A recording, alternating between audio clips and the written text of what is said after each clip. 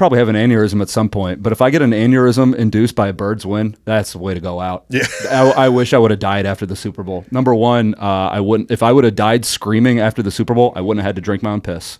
And then number two, that's going out on top, man. I feel like we need to back up for just a second. Look at us. Look at us doing it. That was a dad clap. I know. So my wife's been out of town for like 2 weeks straight, and I've been kind of single dadding it at home, and I've gotten really good at hey, pay attention. Let's go. Come on. My dad, when I might have been like 2 or something like that. He tested to see if a snowblower was jammed, but he did it with his finger. Yeah, and it tore his whole finger off. He ended up like getting it sewn back on and everything like that. But he always did palm claps, so he has a very loud clap just from probably 35 years of just big meaty palms. Yeah. It's a good way to start off an audio thing by clapping. It's regrettable. No, it's good. I do that every time. It makes it so much easier. I used to record when Ronaldo and Will and Aaron had a podcast. They would come in here and I would help record them just so I could get practice. And practice clapping. Yeah, well, practice just like editing and doing stuff like that. And clapping's a perk. I used to tell them, like, I used to always do a clap. And they're like, why do you do that? That's stupid, blah, blah, blah. And I'm like, it helps sync up the audio and the video and everything. And they would always make fun of me. And then they did an episode one time where I wasn't there. Oh, no. And they didn't do a clap. And then they went to go put it together later. And they're like, it's so hard to sync it up. And I was like, oh, look at that. Did they think that they were better than the Hollywood thing? Yeah. There's a reason. There's a reason that technology idiots. hasn't changed in over 100 years because they're like, oh, we got it. It was perfect. I was thinking about that. Is there a more perfect, there's perfect inventions. And like the train horn is probably the perfect invention because it nails it. It crushes it. Yeah. You got to think the clapper thing is also another good one. That is a great, That's a great example. If they haven't changed it, hey, you guys got it in one. Yeah. I can't think of anything else that's had the staying power of a train horn or the clapper. And I'm pretty sure that's what it's called. It's got to be. I can't think of, there's probably some intern somewhere who's like, no, it's actually I can't even think of a name for it. But yeah, no, it's just the clapper. That's it. Yeah. That's good. All right. Well, I appreciate you coming, man. Thanks for sitting down with me. Yep. For those that don't know, this is Jake Beckman. He is a comedian here in St. Louis. How long you been doing it? 9-10 years. Entirely too long. Do I get COVID year eligibility? Oh, yeah. Okay, 9 years. Yeah. I always count COVID because I never really stopped during COVID. It definitely dwindled way down. Yeah. That was 2 years after I started, so it was like I wasn't doing a lot of shows anyway. But you could go out to Backdoor Comedy Club. They stayed open the entire time. And Will did an open mic at Parrots. That's right. I forgot about that. Yeah. Okay. I think RIP. It's probably still there, but yeah, that was like, and that was like, man, if the world shut down in March, that might have been April. It was like this is like dangerously close. It's like everybody's kind of like looking at each other. And I think I had like allergies. I get spring allergies, so I had like a little bit of a cough at the time. I was like, no, guys, I'm actually good right now. It's like, no, this is like just me. I'm totally fine. And it's like, no. It's St. Charles, so people actually didn't like give a shit or anything like that. Nobody cared. Yeah, not even a little bit. Can I cuss? Yeah. Okay, do whatever. Yeah. The thing is, like, I've had people tell me, they're like, you should do a clean podcast. You should keep it clean. Because like when I'm on stage, I don't really cuss. I'm not really dirty. Right. But I'm like, I'm not big enough of a name to invite someone to come on and then tell them how to act. Make a demand. Yeah. You're not Nate Land. Exactly. Exactly. That's exactly like I would love to be a part of that network, but it's until, they ask me, I'm not going to be like, hey, I want you to come on, but I want you to be the version of you I want you to be. Have you ever, well, no, I guess you just said that you don't really do a lot of cussing on stage. It's like, I've had the thing where somebody's been like, yeah, could you actually like keep it clean? It's like, yeah, no, I don't do anything dirty. Like, no, can you just like not cuss? It's like, man, I'll give it a shot. Yeah. I'll give it a shot. It was actually it was an outdoor show in Cape Girardeau. This was probably 2017, 2018. Is it Tom Cook? Yeah. Is that who? Yeah. He set up, it was at one of like the wine bars down there, and it was an outdoor show. And they're like, the people were threatening to cut the mic like during the show because people were dropping F-bombs. It's like, well, guys, we don't want to litter the air with cuss words. It's like, man, we're in Cape. That's one of those things. So like, I don't like to cuss on stage, but I do cuss in like day-to-day life. And I was like raised not cussing, but then I went to the military and got like a doctorate degree in swearing. So it's like, sometimes it just comes out. And that's one of those things where like, oh, I'm clean. And if someone said you're littering the air with cuss words, I'd be like, shut the fuck. That's like you get the hell out of here right now. Yeah. Just shut your mouth. Is that a like, did you expect the military to have that much cuss words, or was that like you got there and you're like, oh, everybody does this? Was that like a rude awakening, or was that like, oh, this is pleasant? No, I mean, I kind of figured it was gonna I kind of knew it going in because, I mean, you watch enough war movies and stuff like that you're like, oh, okay. And they try to do this thing where they say like, oh, there's no cussing. We don't swear. Like, especially in boot camp, they're like, the drill instructors won't cuss at you and they're not allowed to hit you. And it's like, all right, that's what they tell moms, so you could send your kid to boot camp and not feel stupid. Yeah. And then you get there. Like, I graduated with a black eye, and my mom, when I graduated boot camp, she came and she's like, "Oh my gosh, what happened to your eye?" And I was like, "Where do you think I have been? What do you think I've been doing for 3 months?" Just like, oh, I fell. Nobody hit me. I ran into a door. Rushing a fraternity, and they're like, no, we don't haze. It's like, okay. Yeah, exactly. That was a big thing. That was a big thing. Not hazing was a big thing. Like, you would sit down and you'd get classes in the military. Like, people don't think about that. Like, you do training, but then you sit down in a room and they'll do like a bunch of PowerPoint presentations and stuff. And it's most of the PowerPoint presentations are like, don't rape people. Don't haze people. Like that. And it's like just the simplest like things you wouldn't think you need to tell people, but they're like, guys, this keeps happening. Just stop it. Like that. Get a notebook out. Like, don't rape. That okay. Yeah. I fucked up already. Whoops. Like that. Oh, that was some pretty wild times. Like because you'd see guys like they'd play like a sketch or like a little skit or whatever before they started the class about Private Johnson went out on town on Saturday night and danced with a girl and bought her drinks, then took her back to his room and they had relations. And then it would like turn to black and white and the big like stamp would come across the screen. It would say rape like that. And it was like, wow, that escalated. Yeah, and it's like, what the hell? I was like, where I come from, that's called getting lucky, you know? And they were like, no, this is why. And they'd like break it down, and you'd see a bunch of guys go, like that. Big yada, yada, yada. And then, yada, yada, yada, 5 to 7 years. Hold on. Wait, what? Pause. Right. National Registry, yada, yada, yada. Not allowed to trick or treat. Wait a minute. You guys are leaving out the important parts. Yeah. Bree's gonna get so mad at me because we just said the R word like 6 times in the first 5 minutes, but it is what it is.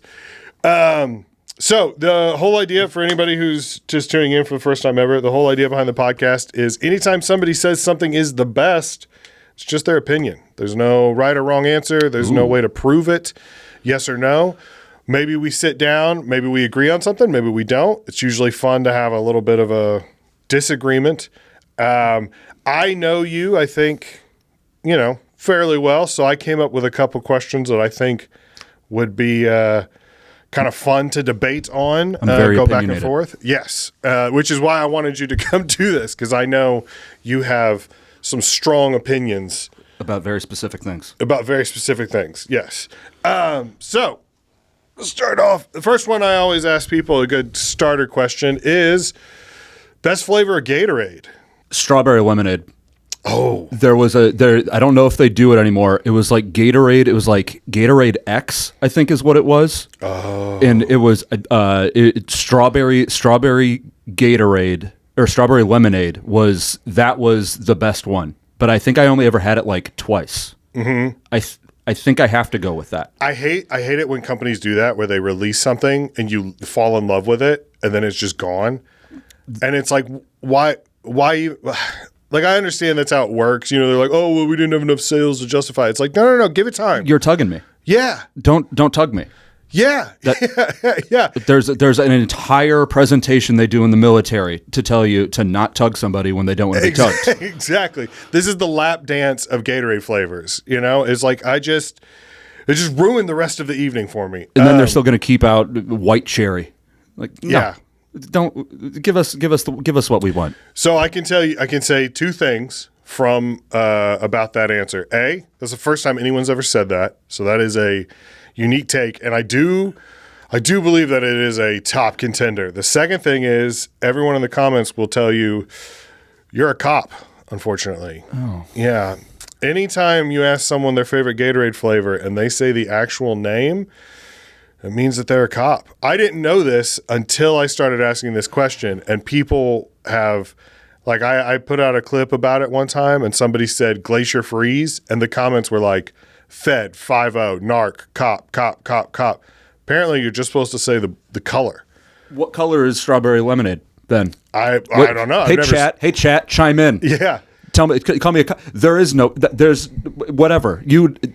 I did mess up when I called it the white cherry. I said white first. Yeah. So that works. So yeah. I think I'm off the hook on that.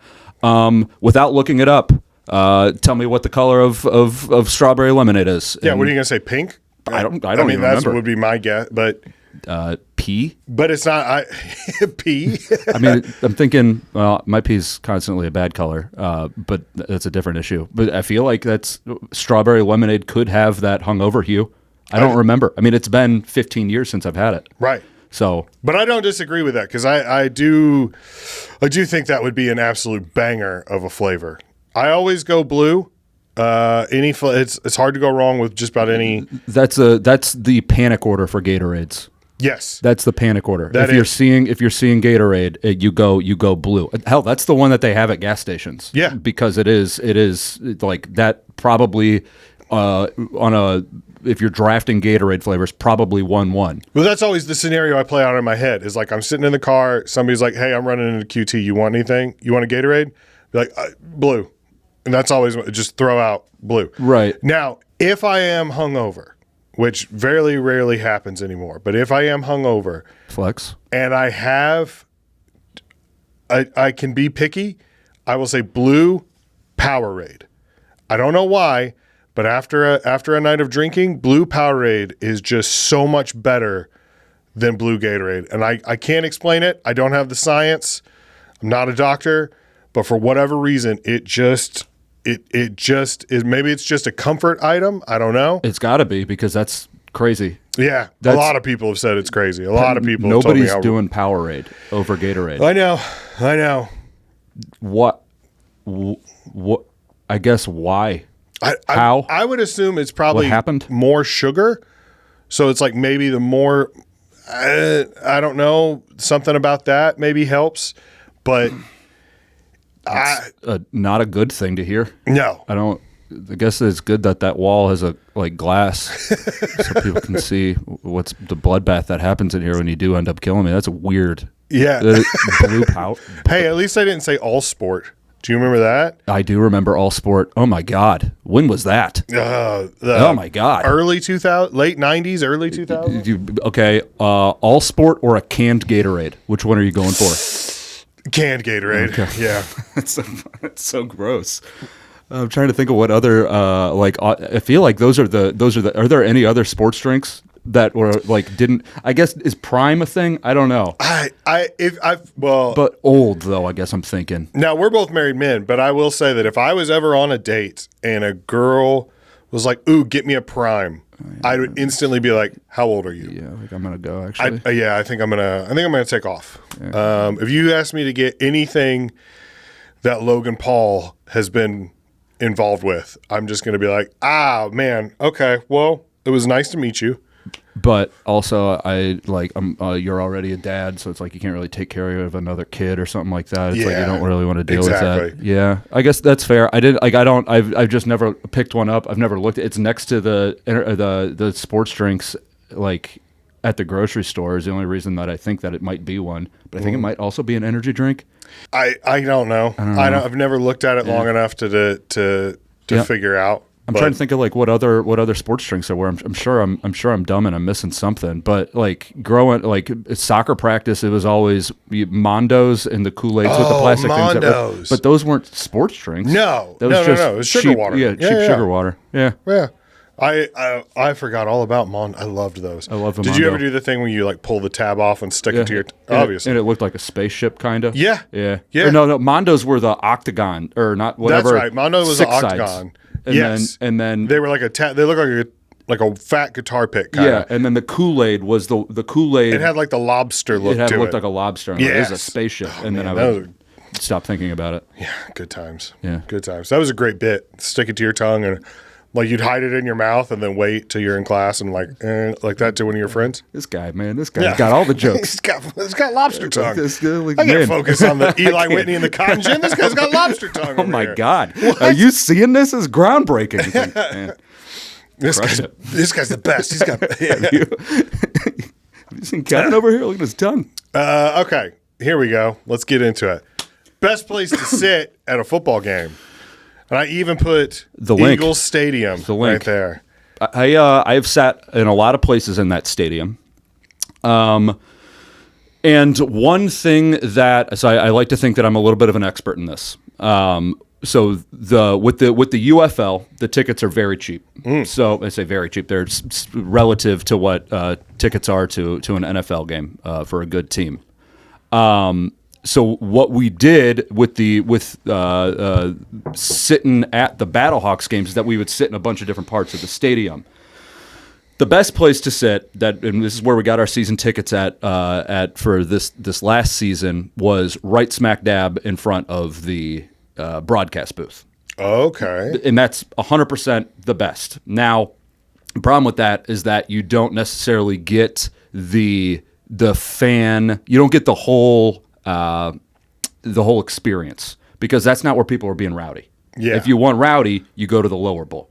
I was about to say, especially in Philly. So in Philly, it's kind of different. In Philly, the if you could see the thing, the 300 level, 200 level is what it is. The upper level, that's where the dirtbaggery is. That's where scumbags are. Because the lower level, those are much more expensive. Yeah. To be fair, those seats are a lot better. We were at the Eagles-Jags game. This is the Saquon Barkley backwards hurdle. Coolest thing I've seen in my entire life.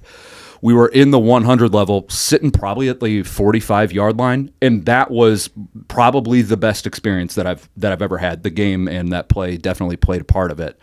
But the 300 level, if you're looking into getting into the shit, that's the place to go. The best place to sit is the 300, the 200, the upper deck level at a NFL game, and it's the people up there. You're just getting the trash. It's awesome. There's street justice. Like during that game, this was 2022 when we were sitting up there against also the Jags in the middle of a rainstorm.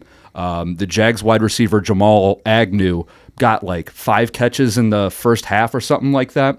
And there's a guy sitting right behind me said, if I hear Jamal Agnew's name again, I'm going to kill myself. And the gal sitting next to him said, then just fucking do it.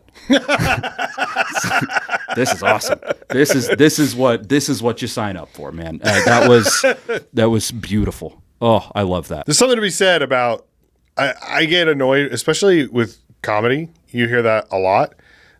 Joke doesn't go well, and a comic's first thing is, oh, well, I'm just going to go kill myself, which, I think we've all been guilty of it at least once. But there are times where I hear it enough from one particular person or, someone on stage, a 5-minute set, and they say it 3 times. It's like, all right, well, just go do it. Yeah.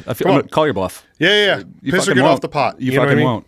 Yeah. That's an awesome spot. I mean, because then, like, if you're thinking, like, sitting at, like, the, like, in the club level and everything like that, can be uppity. Yes. See, I didn't think that we would agree with this because I've always said sitting up higher at any sporting event is almost better because you do get to see the whole field, and you get the full experience of, like, these are the diehard fans that are going to come every home game, right, but they can't afford to sit up front. And it's all snooty and stuff like that. And really, when you sit down low, like if you're in this lower bowl here, there's some bad seats. You know what I mean? Like if you're right here, like, 20, 30 yard line in the lower deck. Well, if there's a play across the field, you're like, what? Wait, what happened? What? Like that. And they're not always the best about showing replays. No, I will say you can have the best seat when you're sitting in the corner of an end zone. Yes. Like that's where the coolest shit happens. Yes. Unfortunately, it doesn't always happen there. So like it can be like Devontae Smith getting the dagger in the Super Bowl, and you're sitting right there. You're like, goddamn right, that was the coolest goddamn thing I've ever seen in my life. Unfortunately, if you're in the other end zone in the exact same seat, you're like, well, fuck me, man. I bet that was sick. So it can be, but for your money, sitting up in the top, because also if you're in the game, you don't get the yellow line, and you seem like a real piece of shit whenever you're cheering for something and it's not a first down. Yeah. Ooh, that'd be rough. Yeah, you don't because then there are other people there that are smarter than you and like, no, he actually didn't get it, and you're like, well, my dad taught me to clap loud, and I can't really take those away. Exactly. My dad has. See, my dad. So here's the thing about my dad. All right, with the finger and the 1994 snowstorm. Not a smart man. Tipped his finger into a snowblower. It was still on.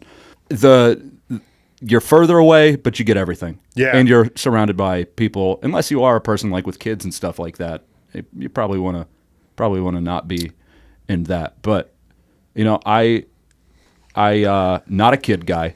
I can imagine if you're a first time person going to a professional sporting event in Philadelphia, you might not want to go up to the 300 level first time. You want to ease yourself. Dip your toes in the water. Mm-hmm. Yeah. You don't. Yeah, jumping straight into that. You're going to be in for a rude awakening.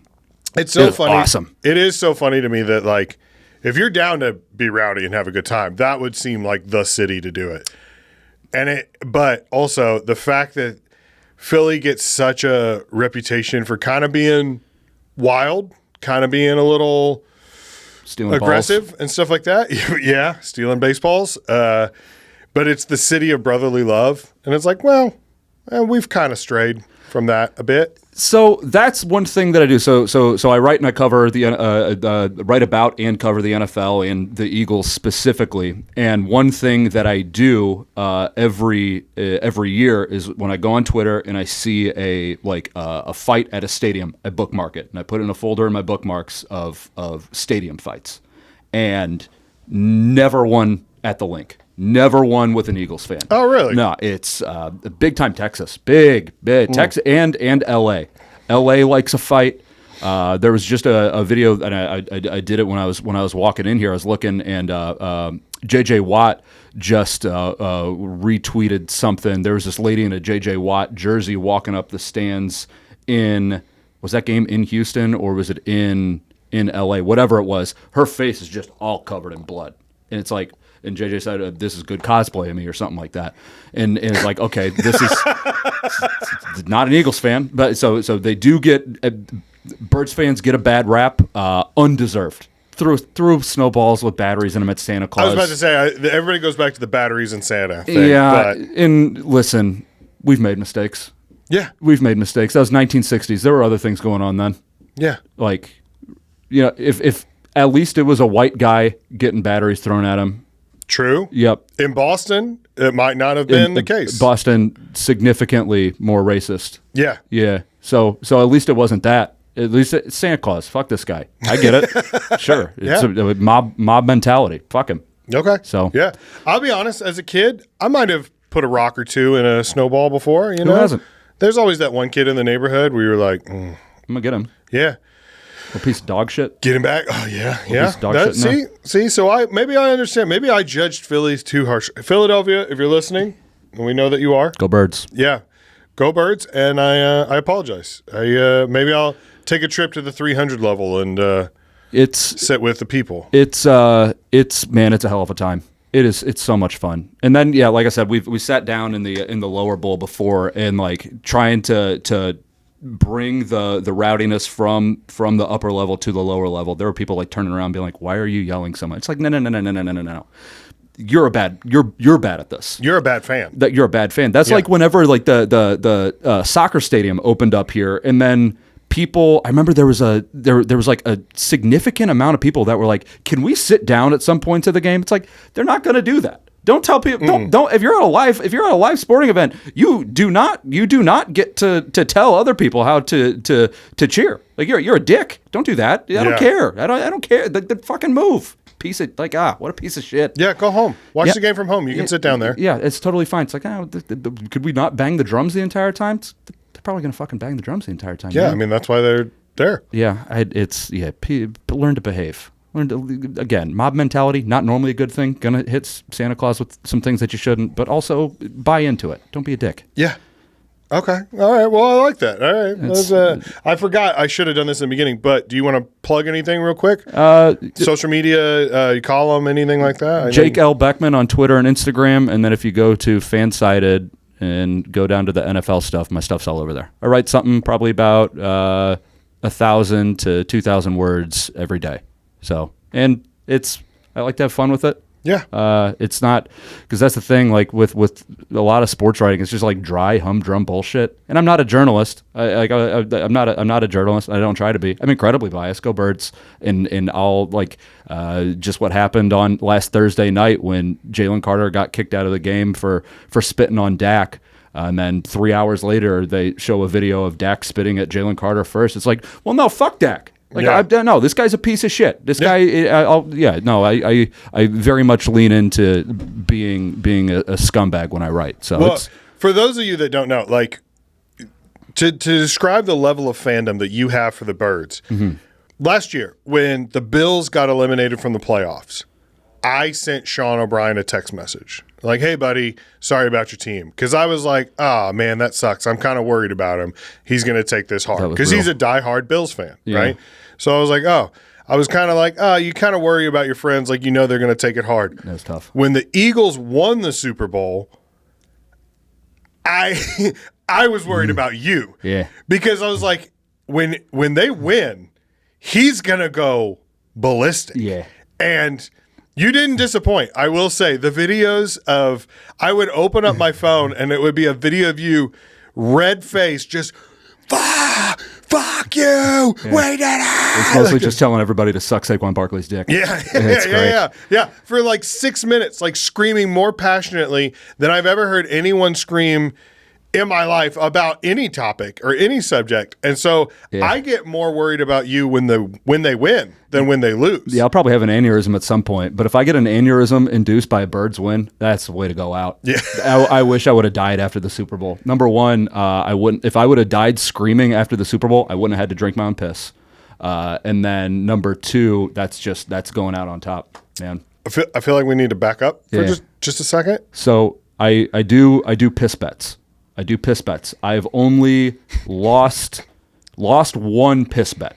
I used to do my own thing, like a gambling column that I used to write, and it's like if this team doesn't cover, or if this bet doesn't hit, I'll drink my own piss, and that kind of.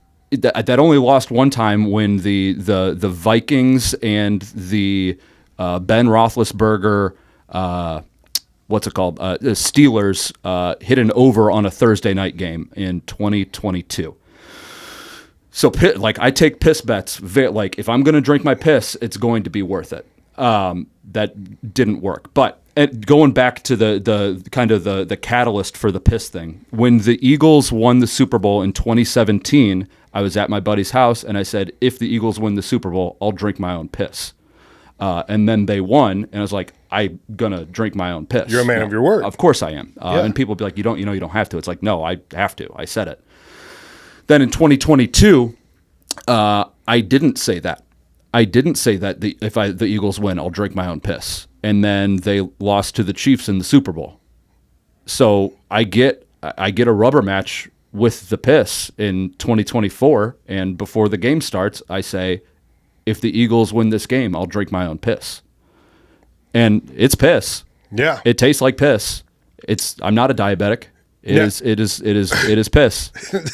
Now, when you take a piss bet, do you have to prepare accordingly for that? Are you knocking back the strawberry lemonade Gatorades in order to like, okay, I got to be hydrated just in case? No. Or is it like, no, I'm just whatever? Typically what I do before that is that I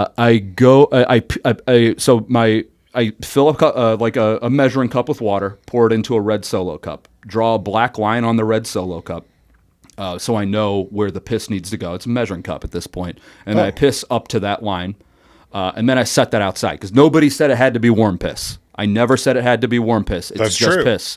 So I set it outside and it cools down, and then by the end of I didn't do that for this Super Bowl because I didn't want to jinx it. So it was like moderately warm, but that was in February, so it cooled down like a little bit very quickly. After the game ended. But most of the time I'm drinking cold piss, and I'm not trying to do anything fancy to it. Not drinking pineapple juice, or I think that's how that works. Yeah. Or anything like that's what I read in Playboy. It's not important where I read it, but no, it's raw piss. It's raw. It's piss. Unpasteurized. There we go. Not boiled. Right. It's just piss. Yeah. So the way the Lord intended. Yeah, of course. And it works. Well, you know what? Yeah. I was about to say it worked this year. Yeah. Have you made any predictions thus far this season? I know we're only a game into. One weekend. Prediction wise, I think Jalen Hurts has his best season as a passer. I think that Saquon Barkley has a relative down year. He rushed for 2,000 yards. He's not doing that again. They were the most run-heavy offense in the NFL. He touched the ball damn near 500 times, and they're not going to let him do that again. So I think Jalen Hurts, and they got a new offensive coordinator, was the passing game coordinator. So I think with his kind of expertise being in the passing game, that's going to be a heavier part of it. Win at least a playoff game. Least a playoff game, whether that be having the 1 seed and winning in the divisional round, or just winning a wild card game and making it to the divisional round. After that, shit gets fuzzy. So I know you're wanting a dynasty, but you're not predicting a dynasty. Is that kind of what I'm hearing? Like, I'm definitely not predicting it. I'm tired of now. If it happens for me, and if it does happen, I'm going to change my tune completely. And I get to do that. But because I don't want dynasties, we got done with the Patriots thing for 20 goddamn years, and then all of a sudden the Chiefs step in. It's like, fucking give somebody else a turn, man. It's like it was such a kick in the dick. So I would I'm not going to jinx it. No, I'm anti-dynasty. Okay. I disavow dynasties. That's right. And otherwise. It does kind of do that, doesn't it? It seems like there's a team that'll be real hot for 5-6 years, and then it moves to somebody like Cowboys in the early 90s. Cowboys, Broncos, kind of the Patriots. Yeah. Then Chiefs. Yeah. Joey Chestnut. Yeah. Dynasty. Some people are just made to do things. Yep. He's just. It's just the GOAT. But yeah, I'm anti. I give other people a shot at it is all I'm hoping for. Like when in 2023 when after the Eagles had a pathetic thing, I was like end of the season. I was like, let's just do Lions. Let's just do Lions. Fuck it. Yeah. I think that's not a hot take. I feel like everybody was like that. I think everybody kind of wants to see them get it. It's like I feel like the Lions are kind of like everybody's little brother. Where it's like you kind of want them to win. You're like, come on. I was kind of rooting for you, buddy. Guys, come on, buddy. Man. And then they went out in week 1 this year and just like shit the bed. It's like, fuck, this is worse than anybody thought was going to happen. That I sat down with my son because he's just now getting into football, of like trying to understand the rules, and I was like, well, let's watch the Lions. I was like, I liked them last year, and they did really well, and maybe this year it'll be their year, you know. And we watched it, and I mean, it was after the first quarter, pretty much. I was just like, oh, okay, this might not be the game to watch. Yeah, and that's a tricky one because the Packers did just get Micah Parsons, who, now that he's not a Cowboy, I can say, man, good player. Good player. Good Micah Parsons gets good football player. That's so funny. That's all they talked about during the game, too. All the announcers were talking about, they were like, man, he's just dynamic. He's like, now that he's not on the Cowboys anymore, wow, look at him go, like that. It's beautiful. They were talking about in their division, in the Packers, they were like, we've got the Vikings, we've got the Packers, we've got Lions and Bears. Lions and Bears. And they were like, man, 3 of these teams last year were just absolutely perfect. And they circled Vikings, Lions, Packers. And then the Bears are just sitting there and they're like, well, and then yeah, there's the other team. And then they played on Monday night and just were goddamn atrocious. I mean, that just seems like it's that Caleb Williams. Turns out, so when this is 2023, we went to L.A. for an Eagles game against the Rams, which is that stadium's awesome. One of the weirder experiences that I've ever had. Is that Lo-Fi Stadium? SoFi. But so we got to we did like a whole week-long trip, but we got to L.A. the Saturday before. Or the Saturday before the game, the night before the game. And we're like, fuck it, there's nothing else to do. Let's go watch USC. So we went to a USC game, which is where Caleb Williams played at. It was USC against Arizona. The game went to like triple overtimers. It was an awesome game. But watching Caleb Williams play football, man, in college, it was unbelievable. Like, you see guys like Josh Allen running around, and they're just like trudging through everything. Caleb Williams, he was just fucking gliding on top of it. It was gorgeous. I love college football. Oh. I actually am more passionate about college football than I am about professional. Yeah. I don't know why. I can't explain it. Part of me wants to say I feel like they're more passionate. Definitely. But also I know that's not true. Because I know there's a lot of pros that are like, no, I dedicate my life to this. So to say that, you know. The passion feels like more genuine in college. Like, everybody's fucking into it. Because they're all trying to get to that next level. Yeah. I feel like a lot of people, once they get to the NFL, they're like, all right, I made it. This has been my goal since I was 8. Now I'm here.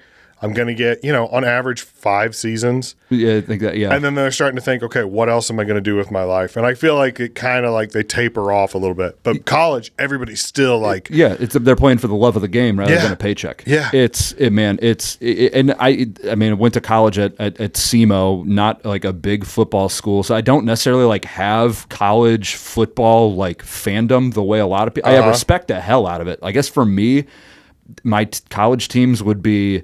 Hawaii, just because I don't think I've ever missed watching a Hawaii home game, just because I love the late night. I mean, game starts at 11 p.m. and staying up until 3 o'clock in the morning watching that on some pirated stream.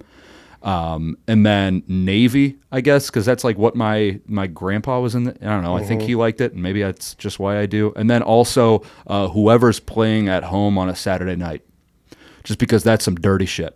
Yeah. That's like, it's like, man, that stadium, that atmosphere is fucking rad. My daughter is a junior in high school, and she's talking about taking some college visits and stuff like that soon to like, she doesn't know really what she wants to do. Fair. And she was like, Dad, could we, she was trying to plan it out. And I was like, all of the schools that I named for us to visit were in the SEC. And I was like, we should go there to watch a football game. Hey, you want to go to LSU, huh? LSU, Alabama. Well, see, my dad went to Ole Miss, so I've been down there a couple times to watch some games. That's a good tailgate. It's a good tailgate. It's a real good tailgate. The Grove is, the guys are like, it gets it gets a little wild, but not too crazy. But like all the girls wear sundresses and the guys wear like khakis and like sports coats or whatever. It's probably changed. It's been 20 years since I've been down there, but I'm like, this is but it's also fun, It's awesome.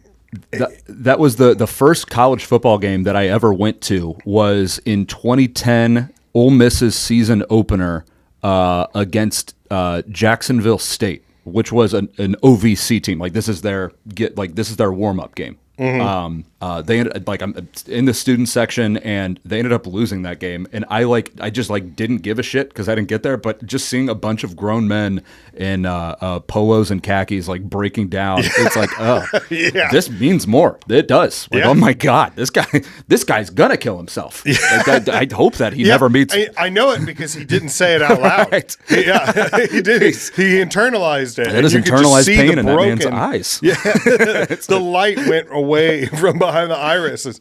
Yeah, Jethro won't be here next week.